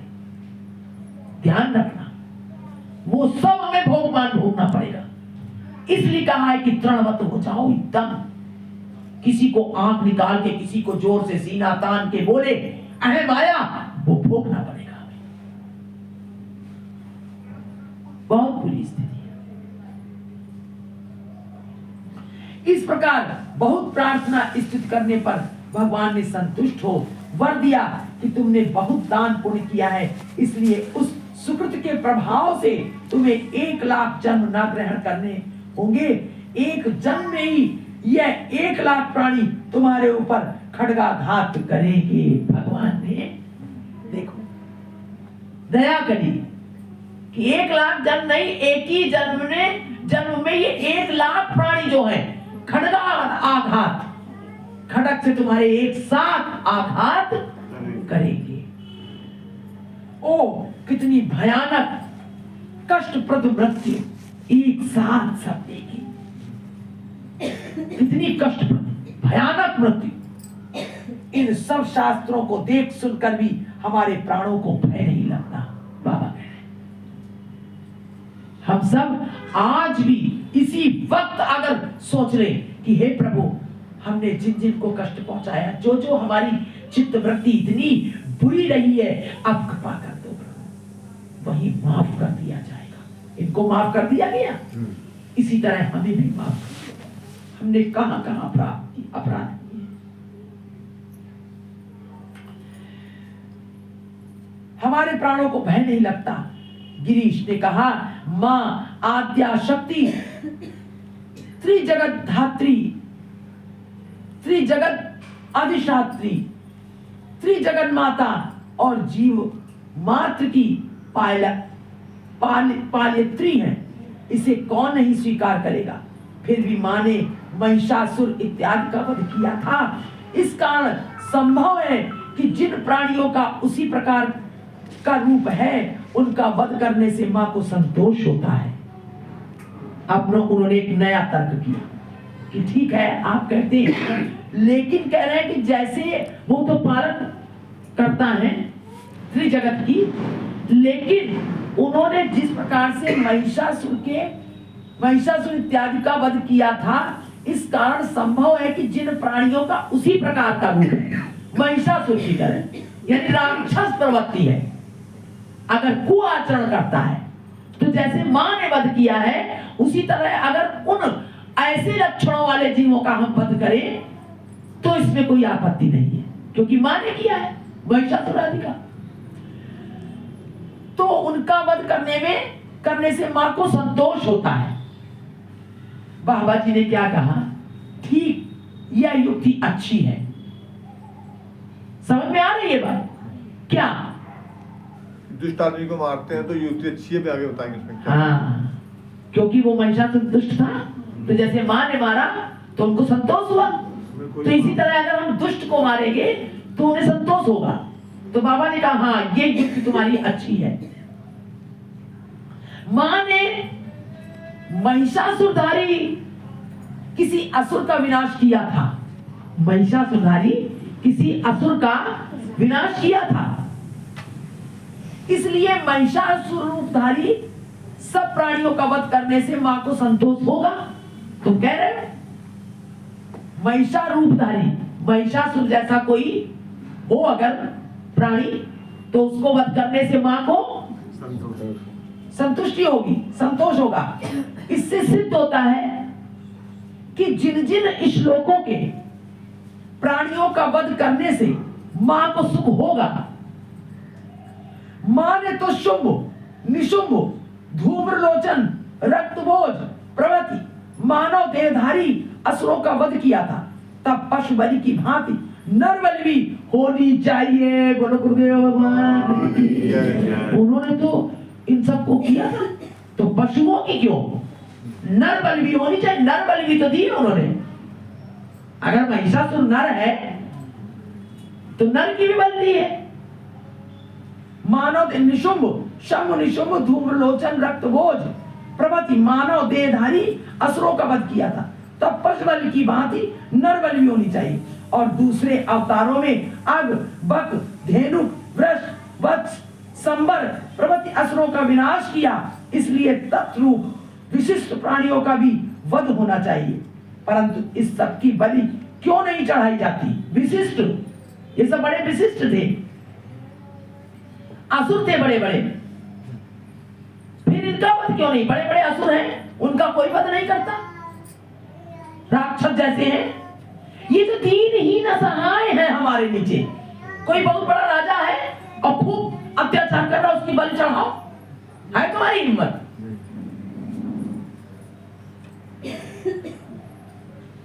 परंतु इन सब की बलि क्यों नहीं चढ़ाई जाती? कैसी अनोखी युक्ति है। कोई तो पाप करे और कोई उसका फल भोगे। किसी युग में कोई महिषासुर हुआ था, इसलिए उसकी जाति के सब निरपराध प्राणियों का वध किया जाए।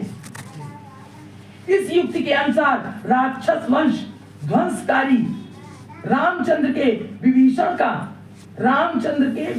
का और हिरण्याकश्यप विनाशी नरसिंह देव के प्रहलाद का भी वध उचित था। अगर उसके वंश का करना है तो प्रहलाद भी तो राक्षस के वंश में थे, फिर उनका प्रहलाद का भी वध होना चाहिए। और हिरण्याकश्यप वो लंका भगवान रामचंद्र विभीषण का भी होना चाहिए।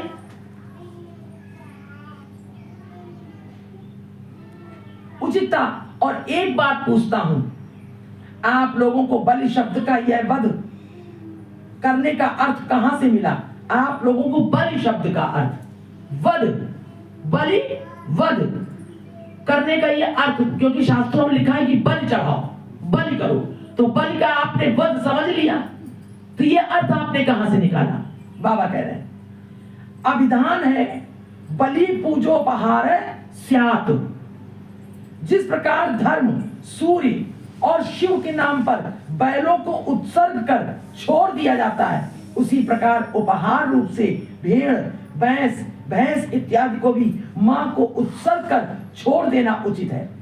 श्रीमद् भागवत के 11वें स्कंद के 5वें अध्याय में चमस योगेंद्र ने कहा है, सारांश यह है कि किसी भी शास्त्र युक्ति से हिंसा जनित अपराधों का खंडन नहीं किया जा सकता। लोग बिना विचारे ही हिंसा आदि घृणित कार्य करते हैं, पर हम जितना सोच विचार कर विषय कार्य करते हैं, उससे 100 गुना विचार करने की आवश्यकता है उपासना आदि विषयों के संबंध में। हम जितना अपने और व्यवहार में तब बहुत कुछ सोच विचार के कार्य करते हैं, तो कह रहे हैं उससे 100 गुना सोचना है उपासना। ये तुम्हारी उपासना है ना। उपासना कार्य में बहुत सोच कर कार्य करो। गिरीश बाबू और अन्य सभी लोग बाबा जी महाशय की सदुपदेश पूर्ण बातें सुनकर परम आनंदित हुए।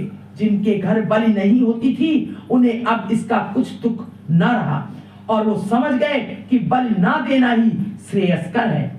पहले वो थोड़ा दुखी रहते थे कि हमारे यहाँ बलि नहीं दी जा रही है, ब्राह्मण को छोड़ करके और कहीं बलि नहीं दी जाती थी, तो अब वो लोग बड़े दुखी रहते थे कि हमारे यहाँ बलि नहीं होती। तो अब उन्हें अच्छा लगा कि नहीं अच्छा ही हुआ, बच गए हम। बाबा जी महाशय अन्यान्य और कोई मंदिरों में मां के दर्शन कर श्री मदन गोपाल जी के मंदिर लौट आए।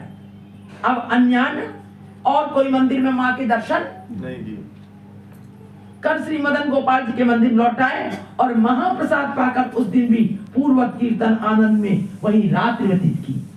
बोलो गोविंद भगवान की। कालना में श्री निताई गौ दर्शन। क्या टाइम हुआ है? 10:11। आज यही विश्राम लेते हैं। आगे कालना में श्री निताई गौ दर्शन। बोलो गोविंद भगवान की निताई गौ। इस संसार में बहुत सी कुरीतियां हैं जिनको मनुष्य करना है। वही कह रहे हैं कि उपासना की स्थिति में हमें उपासना के विषय में बहुत कुछ गंभीरता से सोचना चाहिए। ये जो उपासना हम कर रहे हैं इसका क्या अर्थ है? बहुत सी का केवल स्वर्ग की प्राप्ति के लिए है, बहुत से कर्मकांड, तो क्या केवल कर्मकांड ही कर रहे हैं कि हम आत्मदर्शन कर रहे हैं?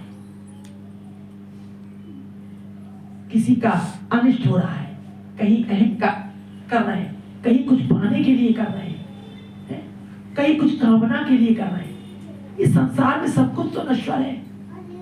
हमारी उपासना कैसी होनी चाहिए, इसके विषय में सोचना है।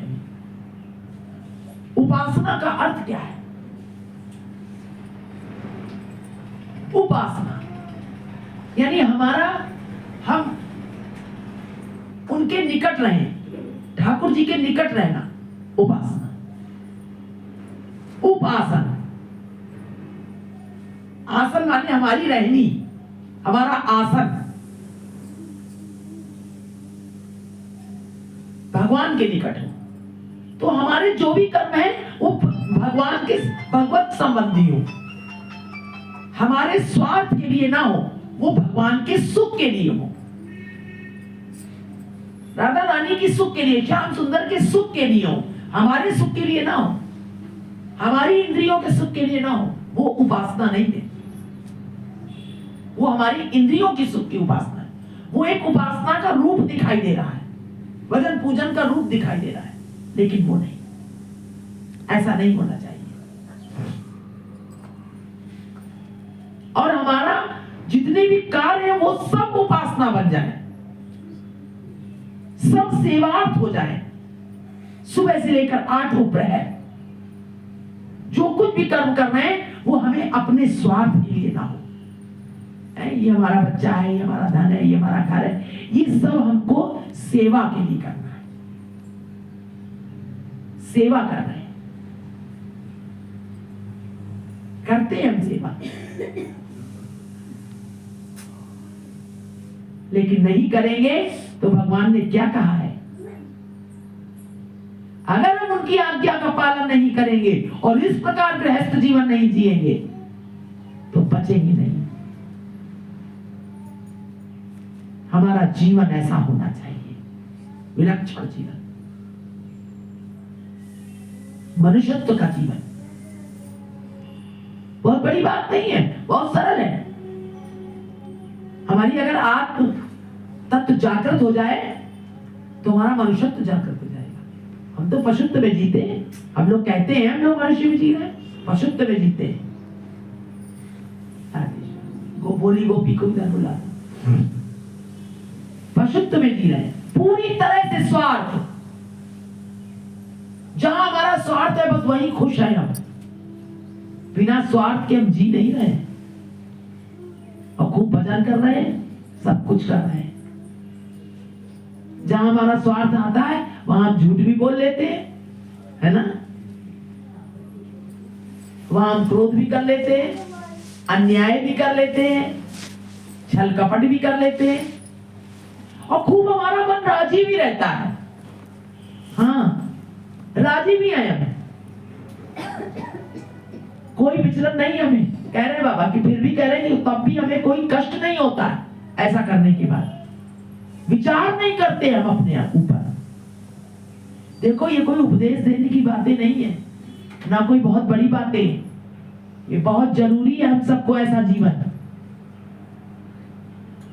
गृहस्थ जीवन बताया कि तब हमें भगवत प्राप्ति हो सकती है और कितनों को हुई है। माता पिता की सेवा करना है, अतिथि का सत्कार करना, सत्य का पालन करना, अपने पुत्र इत्यादि को, घर को अपने सब दास दासी समझकर कार्य करना कि हम यहाँ के दास दासी हैं इनके। हर समय घर में रहो, घर में प्रियता मत करो। जो महत्व बुद्धि लगती है ना घर में, अरे बड़ा अच्छा है, तुरंत सोचो हम यहाँ पर आए हैं, ये दूसरे का घर है, इसको संभाल के कर दो, बाकी मेरा कुछ नहीं है, तभी बच पाओगे। वो अगर सोच लिया ये बहुत अच्छा है, महत्व बुद्धि कर ली, उसमें फंस गया चित्त हमारा। और जबकि हम देखते हैं कि चित्त ही फंसा है, 101% फंसा है। अपने घर को देख के, अपने मकान को देख के, अपनी स्थिति को देख के, अपने ज्ञान को देख के, अपने परिवारजनों को देख के, अपने पुत्र इत्यादि को देख करके, अपने रूप रंग को देख करके, अपनी संपत्ति को देख करके हमको प्रियता लगती है। जिसके पास है उसको प्रियता लगती है, बड़ा महत्व उसका लगता है, और जिसके पास नहीं है वो इसके लिए परेशान है। दो बातें हैं और दोनों ही बातें खतरनाक हैं, समझ लो, बहुत खतरनाक है, बहुत खतरनाक। कोई आधार नहीं है हमारे जीवन का। अगर ऐसी स्थिति है, जिसके पास सब कुछ है, उसको उन सब में महत्व बुद्धि लग रही है, बहुत अच्छा लग रहा है, और जिसके पास नहीं है वो सब, उसको पाने के लिए परेशान है। ये दोनों ही स्थिति बहुत खतरनाक है। ना पाने की चाह करो, और जो है ना उसमें महत्व बुद्धि रखो। बड़ा बढ़िया है, बहुत अच्छा है, वाह हमारे पास तो ये है। नहीं, ये सब असत्य है, समझ लो। और बहुत सरल है ये, क्योंकि ये वास्तविकता है। इसको जान लेना बहुत सरल है, कठिन नहीं है, बल्कि इसको ये जानना कठिन है कि ये मेरा है। उसमें महत्व बुद्धि रखना ये कठिन है, सरल नहीं है। सरल तो यही है, जो वास्तव में है वो सरल है। ये तो सब छूट जाएंगे हमसे किसी दिन। ये सरल है कि नहीं? तो मुझे बच्चा आया मेरे यहाँ, दोस्त बच्चे का दोस्त आया, छोटा सा था, बहू ने खाना परसा तो अपने बच्चे में घी ज्यादा डाला। हम बैठे देख रहे थे, अपने मतलब अब तुमको ये चीज पिंच करी, हमको पिंच करी, और उसको थोड़ा सा नाम होता, उसको बुरा ना लगे, हल्का सा चुआ दिया घी। चुआ दिया। तो हमने बोला, हमने कि इसमें बैठा, तुम्हारे अंदर भेदभाव आ गया। भेदभाव। अपने पति को थोड़ा सा सोचती ज्यादा, वो हमने ज्यादा। तुम्हारा बच्चा मोटा हो गया। हाँ। हमने कहा तंदुरुस्त लग रहा है, तो कहती मम्मी तुम बहुत डांटिंग बोलने लगती। हमने डांटिंग वाली बात नहीं है। अब लोगों, साधारण जीवों को ये सब बातें बहुत खराब लगेगी, गुस्सा हो जाती है। हाँ। उसने कहा कि मम्मी तुम तो ऐसे ही बोलती। हमने बोली हमने बच्चा तुम्हारा मोटा लग रहा है। हाँ। आती हमने कहा मोटा लग रहा है, ये दुबला लग रहा है। तो कहती तुम ऐसे ही मम्मी बोला करती। हमने कहा जब डाला तो ये किसी को ना देती, फिर देती तो दोनों बराबर। दोनों को देती। नहीं डाला है तो मत डालो, दोनों को बांटो, किसी को मत दो। मगर लेकिन एक बात है बेटा कि जो लोग इस पथ पर नहीं चलना चाहते हैं, या क्या कहें कि भगवत कृपा नहीं है, क्या हम कुछ नहीं कह सकते, तो उन लोगों को ये समझ में ही नहीं आता। उनको ये लगता है कि ये सब बात अच्छी नहीं है। जो कोई अगर उनको कहता भी है तो उनको ये अच्छा नहीं लगता।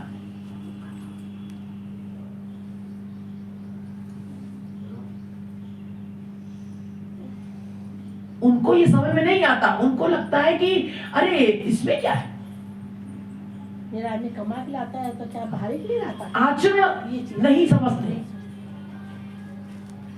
ये तो हम सब की भगवान की बहुत बड़ी दया है, बहुत बड़ी दया है, जो आज 20 सालों से ये सत्संग हो रहा है और हम सब की मनोवृत्ति ऐसी है।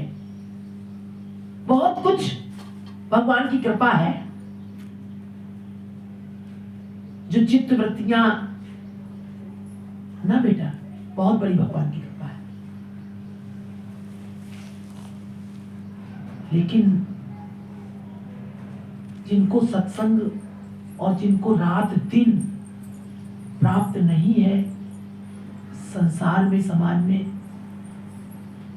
इसलिए जिससे भी मिलो, जहां मिलो, कभी भी कृष्णेतर बात मत करो, सत्संग करो बैठ करके।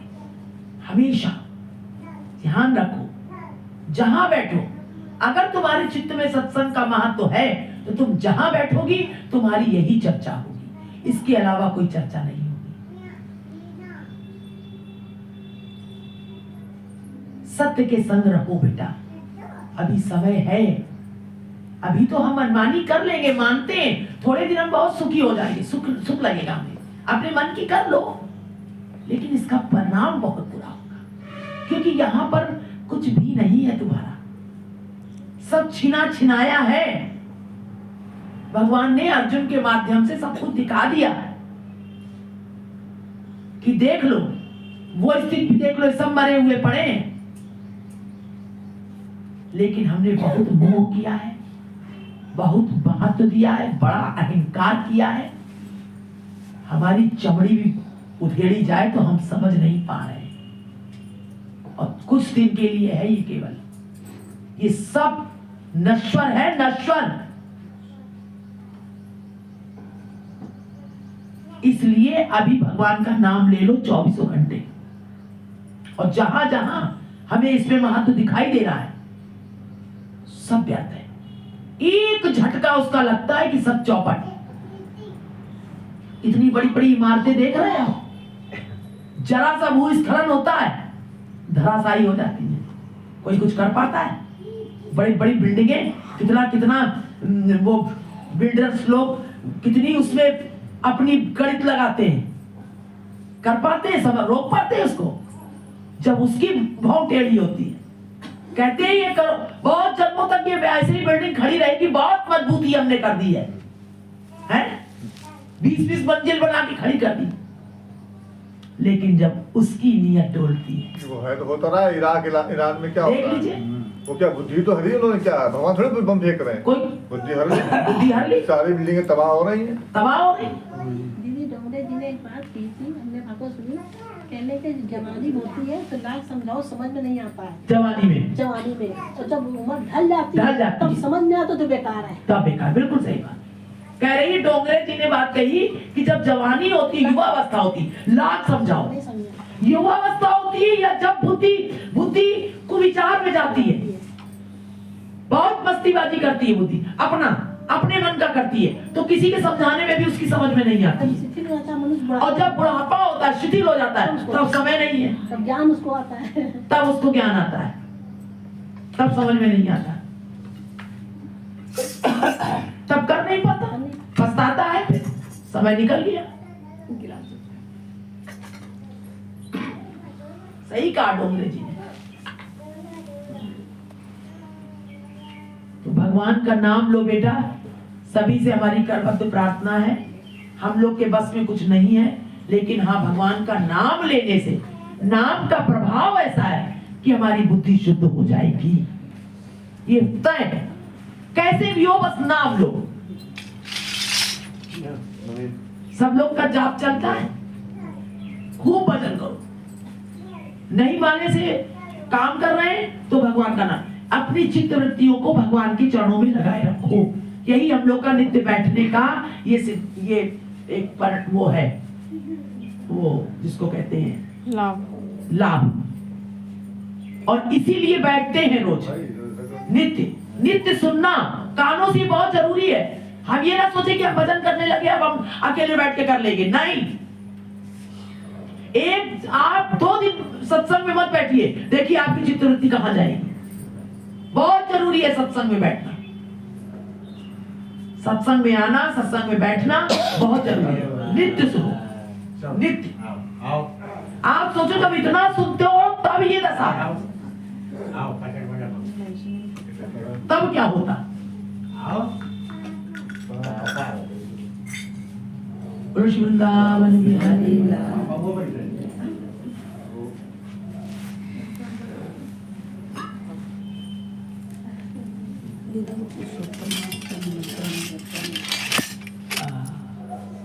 पुरुषोत्तम मास, नरसिंह भगवान प्राकट्य मास, श्री नामाचार्य श्री हरदास ठाकुर की आहुति कृपा से पूर्ण मास का श्री हरिनाम संकीर्तन का आयोजन परम पूज्य गोलोकवासी श्री सतगुरुदेव भगवान 108 श्री लाडली दास जी महाराज की आहुति कृपा से बरसाना धाम नाम रस महामंत्र हरे कृष्ण कृष्ण कृष्ण हरे राम राम राम। कलयुग केवल नाम आधारा, सुमिर सुमिर नर उतर पारा। सानिध्य श्री 108 बाबा श्री आनंद दास जी महाराज बरसाना। आनंद दास आदरणीय रसिक भक्तजन, सर्वेश्वरी श्री कुंज विहारिणी एवं कल्याणदायिनी श्री ब्रजभान नंदिनी श्री राधा रानी की आहुति कृपा से पूर्ण अधिक मास में श्री हरनाम संकीर्तन का आयोजन किया जा रहा है। अतः आप सभी रसिक भक्तों से प्रार्थना है कि अपने भगवत प्रेमी सहित पहुंचकर नाम संकीर्तन यज्ञ एवं धाम का आनंद प्राप्त करें और अपने मानव जीवन को प्रपात करें। श्री लाडलीदास आश्रम ट्रस्ट राधाबाग गंगा जल है। 19 मई 2026 दिन शनिवार श्री हरनाम संकीर्तन नगर यात्रा बरसाना धाम। 17 मई दिन रविवार प्रातः 6 बजे से श्री हरनाम संकीर्तन प्रारंभ होकर 19 जून प्रातः 6 बजे श्री हरनाम संकीर्तन की पूर्णाहुति होगी। 19 जून 2026 मंगलवार दोपहर 12 बजे बरसाना धाम के सभी संतों भक्तों का भंडारा प्रसाद। 16 जून 2026 मंगलवार सायं 5 बजे से भजन संध्या रसिक ब्रजवासी भक्त शिरोमणि बरसाना धाम घनश्याम दास जी भजन होगा, भजन संध्या हो 19 जून मंगलवार को और 17 मई से शुरू होगा। 19 जून से हरनाम संकीर्तन शुरू होगा और 19 मई को रात्रि में भजन संध्या होगी।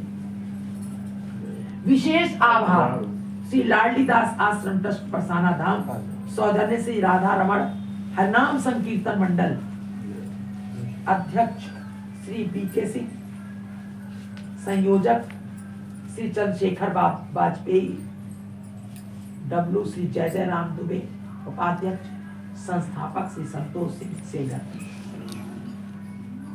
श्री बीके सिंह भैया नहीं भैया संतोष है। अच्छा भैया का नाम संस्थापक दासानुदास श्री संतोष सिंह सेगर।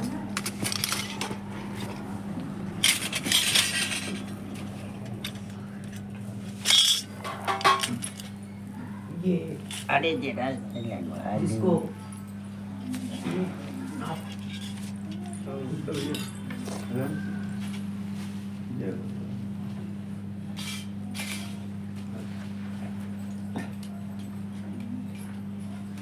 आप खोल कर बैठा करो। आप खोल सकता देखे आप खोल के बांध के नहीं बैठा।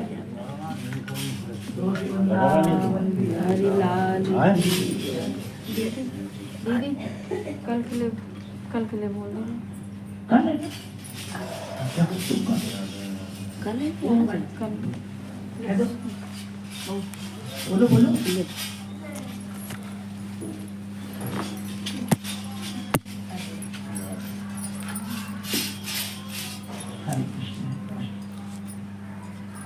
बोलो सद्गुरुदेव भगवान की आवाज नहीं।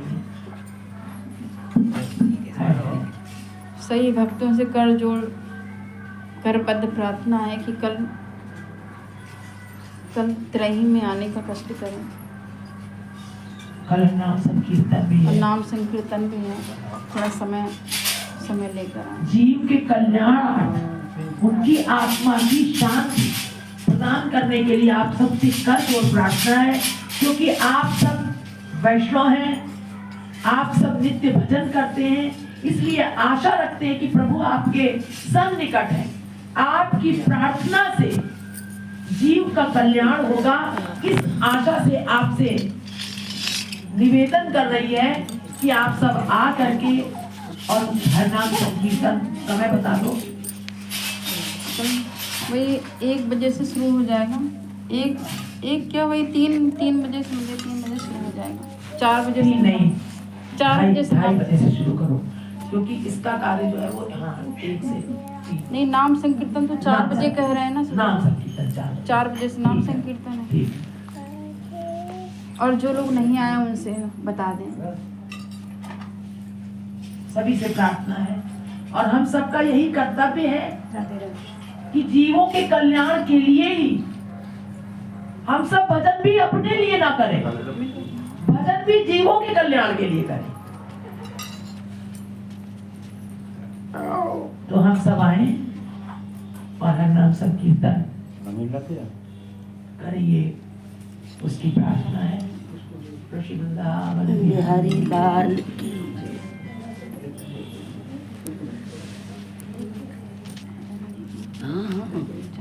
चार आज का सोच रहे चलो, आगे आने जाएगी। ठीक है, थोड़ा सा बेटा धुन सुनता जय राधे राधे जय राधे राधे जय राधे जय श्री जय कृष्णा जय कृष्णा कृष्णा कृष्णा जय श्री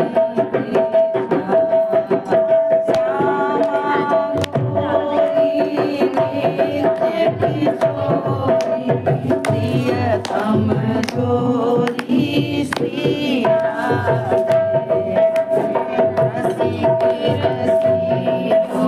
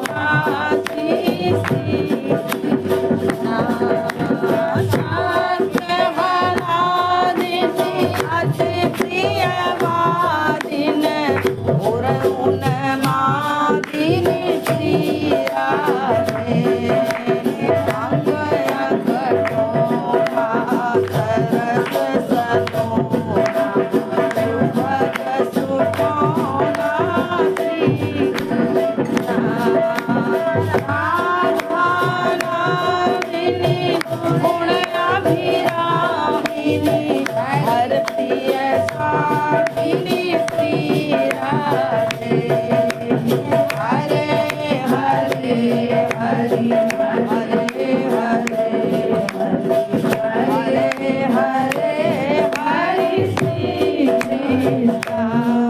जय राधे जय राधे राधे जय राधे जय श्री राधे जय कृष्णा जय कृष्णा जय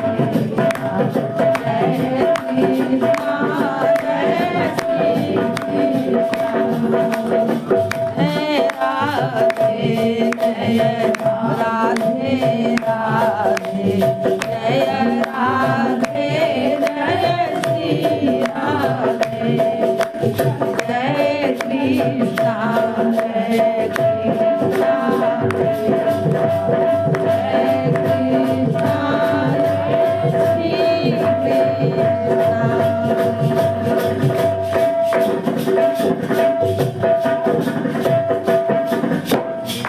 बोलो युगल सरकार की जय वृंदावन बिहारी लाल की जय महाप्रभु चैतन्य की जय श्री नित्यानंद की जय श्री अद्वैताचार्य की जय श्रीवास ठाकुर की जय गदाधर की जय श्री राजधरण की जय श्री राधा रमन लाल की जय वृंदावन धाम की आज के आनंद की जय जय श्री राधे जय जय श्री राधे जय जय श्री राधे निताई गौर श्री गुरुदेव महाराज की जय हो।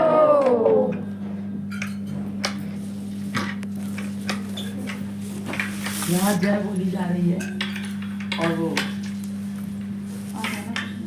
हम लोग ऐसे कर रहे तो वो भी कर रही जय। अरे पीछे बोल रही दीदी हरि बोल कर रही थी। हाथ उठा के बड़े से जय हरि बोल।